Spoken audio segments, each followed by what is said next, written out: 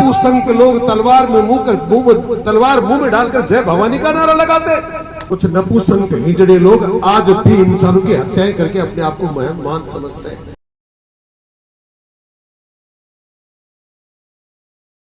जाट सरदारी के बुजुर्गों को प्रणाम करो, क्रांतिकारी नौजवान साथियों को मैं राम राम कहूं। नौजवान दोस्तों और बुजुर्गों, विषय बहुत ही गंभीर और दर्द भरा है। प्रजातंत्र के 80 साल के इतिहास में लोगों को जहां चांद सितारों की बात करनी चाहिए थी, कुछ नपुंसक हिजड़े लोग आज भी इंसानों की हत्याएं करके अपने आप को महान समझते हैं। गुंडों की कुछ टोलियां बनाकर अपने अपने सेना बनाने वाले लोग, वो लोग जो किसी की हत्या करके कहते हैं कि हम खून की नदियां बहा देंगे, हम पता नहीं क्या क्या कर देंगे। माफ करना, मैं इन चीजों को बर्दाश्त करने का आदी नहीं। मैं भारतीय जनता पार्टी में राजनीतिक रूप से काम करता हूं, पर समाज में जब आंच आती है, अस्तित्व जब खतरे में पड़ता है, तो शुभकर्ण चौधरी 5-5 हजार लोग के मुकदमे खाकर आंदोलन बात ना काबिले बर्दाश्त। जो हुआ वो आपने देखा, उस परिवार ने देखा, और एक ऐसी बेटी उस दुख को, दर्द को झेल रही है। अगर वो समाज उसको नहीं अपनाना चाहता, तो सबसे पहले घोषणा करता हूं, मैं उस पूनम को अपनी बेटी बनाना चाहता हूं। बहुत बढ़िया, बहुत बढ़िया।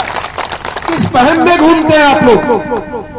आप ही के भरोसे सब कुछ, पूरा देश चलता, पूरी दुनिया चलती है। क्या इतना बड़ा एक समाज किसी की रक्षा नहीं कर सकता? मैं सरकारों से कहना चाहता हूं, इस प्रकार के अन्याय कतई बर्दाश्त नहीं की जाएगी। गोली मार दी जाती है, तलवारों से हाथ काट दिए जाते हैं, और उसके बाद नपुंसक लोग तलवार मुंह में डालकर जय भवानी का नारा लगाते। माफ करना मित्रों, आप लोग इस बात को कहीं बर्दाश्त करते होंगे, मैं इन चीजों को बर्दाश्त नहीं करता। मैं मानता हूं आज भारतीय जनता पार्टी की सरकार राजस्थान में है, उस सरकार के हम अंग हैं, और मैं सरकारों को सावचेत करना चाहता हूं, किसी के इम्तिहान की परीक्षा लेने की जरूरत नहीं। किस दिन की यह हत्याकांड हुआ, किस दिन? सरकार को पता है, लोगों को पता है। अधिकारी का कुत्ता मरता है तो 24 घंटे में आप लोग पकड़ के लाते हो, कुत्ता गुम जाता है। तो अंकित की हत्या को आज कितने दिन हो गए? आपसे कुछ हुआ? हमने गिरफ्तारियां कर ली, थोड़े को 1-2 ही लोग बाकी हैं। आपने गिरफ्तारियां तो कर ली, कहां वो हथियार जिनके जो लड़ाई में काम में लिए गए? अंकित की हत्या करने वाले हथियार कहां? वो लोग कहां? उस बेटी पूनम की सुरक्षा का आपने क्या क्या इंतजाम किए? मैं आपसे जानना चाहता हूं, आपसे भी जानना चाह रहा हूं। एक बात और बताना चाहता हूं, जितने उपस्थित लोग, कोई ये ना सोचे कि संख्या कम है, समाज के काफी लोग रात को मेरे से मिले थे। मैंने कहा था हमें बहुत बड़ा विद्रोह नहीं करना है, हम सामाजिक व्यवस्था को कायम करने वाले लोग, हम प्रजातंत्र में भरोसा रखते हैं। इसलिए कुछ लोग एक बार आ जाना, वरना तो रात को तय हुआ था। मैं आपको बताऊं, जिला उमड़ने को तैयार था, कोई बहन है तो निकाल दे। इन चीजों को कोई बर्दाश्त नहीं कर सकता है। मैंने कहा नहीं, आप 200-400 लोग एक बार जमा हो जाओ, हम लोग सरकार से बात करेंगे। हमें कहीं कोई गोलियां नहीं चलानी है, लड़ाइयां नहीं लड़नी है, हमको अपना हक मांगना है, समाज का मान सम्मान का मान बचाना है। इस बात के लिए हमें सरकार से मात्र बात करनी है कि जिन्होंने हमारे अंकित की हत्या करी, जिन हथियारों से वो हथियार कहां है? हत्या करने वाले दरिंदे कहां हैं? और हमारी बहू और मेरी बेटी उस पूनम को रात दिन धमकियां देने वाले लोगों के खिलाफ आपने किया क्या? हम ये जानना चाहते हैं, और ये भी जानना चाहते हैं वो बेटी जिसने अपने समाज से हट कर अपने किसी से प्रेम किया। अरे मीरा वाले लोगों, ये प्रेम इस पृथ्वी की सृष्टि के साथ पैदा हुआ है। ये जाति पाति धर्म मजहब नहीं देखता। उसने अगर किसी के साथ प्रेम करके किसी के साथ रहने का दृढ़ निश्चय किया, आज उसके जीवन का क्या है? कई सरकार 5 दिन 7 दिन इस बात का आश्वासन दिया, पक्का इंतजाम नहीं कर सकती थी कि उसके साथ उसकी नौकरी की हाँ करी जाए। क्या मांगा आपने उसको? उसने आपसे कलेक्टर का ओहदा मांग लिया, वो एसडीएमशिप मांग रही थी। कितनी कमजोरी में मेरा समाज बात कर रहा है, पूनम को एक संविदा की नौकरी दे दी जाए। माया ने लिखा था पूनम को और उसके परिवार को, मैंने इसका ना मात्र पूनम को नौकरी चाहिए, क्योंकि पीड़ित वो हुई है, ये चीज हमने लिखी है। कोई इस बहम को पालना चाहता है कि हम लोग उदंड हैं, हम लोग झगड़े करने वाले लोग हैं। कोई अभी लोग कहे थे कि जाटों के लिए ऐसा कहा जाता है, तो मैं उस कौम का सिपाही हूं, उस कौम के लोग बैठे हैं जिसकी कौम के चौधरी छाजूराम ने सेठ का दर्जा प्राप्त करके झुंझुनू से लेके बंगाल तक इस देश की दुनिया को पढ़ाई करने का चिंता किया। जगह जगह संस्थाएं खोली। हम उस छोटूराम के वंशज हैं जिसने देश के लोगों को, इस किसान समुदाय को आगे जाने का रास्ता दिखाया। और उस वक्त भी कहते हैं मेरे किसान बावले, 2 बातें जान ले, बोलना ले सीख और दुश्मन को पहचान ले। आज हमने पहचानना शुरू किया है, इसलिए भी इस बात को जानते, अपने आप को सुरक्षित रखना भी जानते, हम अपने आप का अपना मान सम्मान बचाना भी जानते। इस वहम में कोई ना रहे कि आपकी तलवारों से, आपकी गोलियों से, आपके बोलने मात्र से, आपकी सेनाओं से कोई यहां डर जाएगा।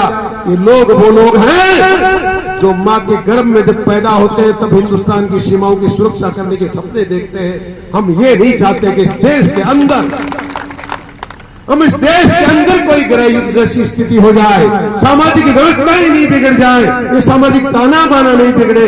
ये हम इस बात के लिए कभी नहीं चाहते ऐसा हो, क्योंकि हमारी माताओं ने हमें न्याय के लिए पैदा किया है।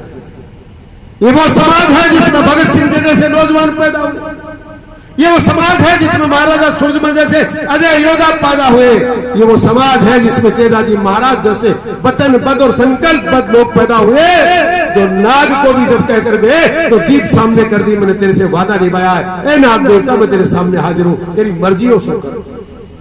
अन्याय के खिलाफ लड़ने के लिए पैदा हुए, लड़ेंगे, न्याय मांगेंगे।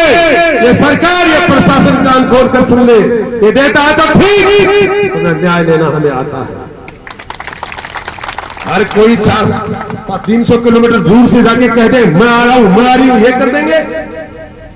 कोई कहता है कि जिसके अंदर इस समाज का खून एक एक व्यक्ति आ जाए, तो क्या बिना कोख वाले, बिना खून वाले, इनकी माताओं में खून नहीं, रगों में खून नहीं दौड़ता। इसलिए जबान पे लगाम दीजिए, न हल्की भाषा का प्रयोग करना चाहते हैं, न सुनना चाहते हैं। सामाजिक व्यवस्था बनाना चाहते हैं, सामंजस्य स्थापित करना चाहते हैं, समाज के साथ न्याय चाहते हैं और समाज का सम्मान बचाना चाहते हैं। ये हमारा ध्येय है, हमारा कर्तव्य है और हम इसको निभाएंगे। मित्रों, बुजुर्ग और नौजवान दोस्तों, पार्टियां अपनी जगह पे है, सरकारें अपनी जगह पे है, अस्तित्व अपनी जगह पे है। इसलिए जो हमारे अस्तित्व को ललकारेगा, हम उसको जिस प्रकार की भाषा वो बोलेगा उसी में जवाब देंगे, जिस प्रकार का काम वो करेगा उसी में जवाब देंगे। हमें और आगे ना बढ़ जाए, इस बात के लिए सरकारों को सावचेत करना चाहता हूं। आप समय रहते इंतजाम कीजिए। एक कमेटी बनी है 17 लोगों की, सतीश गजराज ने और इन्होंने बनाई है, विकास जी ने और हमारे कुलदीप जी ने, सारे लोगों ने, ये समाज के सारे लोग एक बराबर के दर्जे के लोग हैं। या कोई नेता नहीं है, ना कोई सुखचंद्र चौधरी नेता है, ना कोई सतीश गजराज नेता है, या न कोई रणवीर नाडा नेता है, या सबके सब नेता है और सबके सब कार्यकर्ता है, सबके सब समाज की धरोहर है, सिरमौर है। पार्टी की बात तो तब करेंगे जब हमारा अस्तित्व बचेगा। आपसे निवेदन करना चाहता हूं और उन लोगों को आगाह करना चाहता हूं। कोई कह दे शाम को संख्या में इतने थे, मैंने बहुत से आंदोलन किए, लोग ये चर्चाएं करते हैं, फिर उनको आगाह कर रहा हूं, आज की ये संख्या मात्र मेरी वजह से कम है। मैंने कहा था ज्यादा लोग जमा करोगे रोक नहीं पाओगे, हमें झगड़े नहीं करने, हमें फसाद नहीं करने, हमें तो 2 मुजरिम चाहिए जिन्होंने अंकित की हत्या की, हमें वो हथियार चाहिए जिनके द्वारा अंकित की हत्या की गई, हमें उस बेटी के भविष्य की सुरक्षा चाहिए पूनम की जिसका सुहाग उजड़ गया, और हमें उन परिवारों की सुरक्षा चाहिए जिनको रात दिन लगातार सोशल मीडिया से, यूट्यूब से चाहे जैसी धमकियां देते हैं और प्रशासन खड़ा खड़ा सुन रहा है। आपने क्या अब तक किसी पे रोक लगाई? इन बातों को सुनकर तो, आपके कामों को देखकर तो लगता है कि आप लोग कहीं न्याय करना नहीं चाहते। हम धन्ना भगत के वंशज हैं, जिसको भगत शिरोमणि कहा जाता है। हम वो लोग हैं जो समाजों में शांति व्यवस्था कायम करते हैं।